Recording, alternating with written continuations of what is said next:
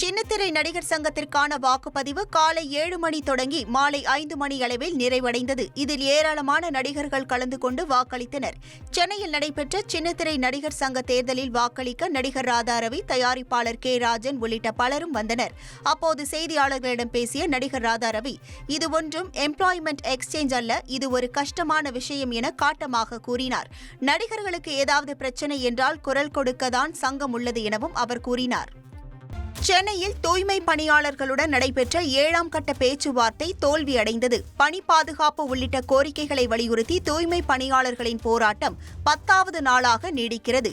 இதுவரை 6 கட்ட பேச்சுவார்த்தை நடைபெற்ற நிலையில் 7ஆம் கட்டமாக அமைச்சர் சேகர்பாபு, மேயர் பிரியா, மாநகராட்சி ஆணையர் குமரகுருபரன் ஆகியோர் தலைமையில் ரிப்பன் மாளிகையில் பேச்சுவார்த்தை நடைபெற்றது.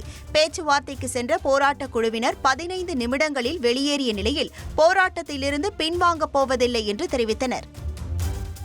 கேரள மாநிலம் கோட்டயம் மாவட்டத்தில் சரக்கு ஏற்றிக்கொண்டு அதிவேகமாக சென்ற லாரி சாலையில் திரும்பும்போது கட்டுப்பாட்டை இழந்து தலைகீழாக கவிழ்ந்து விபத்திற்குள்ளானது.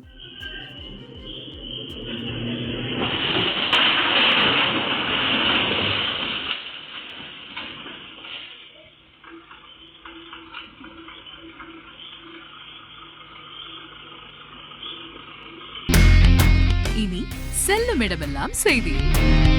தந்தி டிவியின் வாட்ஸ்அப் சேனலை ஃபாலோ பண்ணினா செல்ல இருக்கும் இடமெல்லாம் செய்தி. இதோ QR கோட் இப்பவே ஸ்கேன் பண்ணுங்க, ஃபாலோ பண்ணுங்க.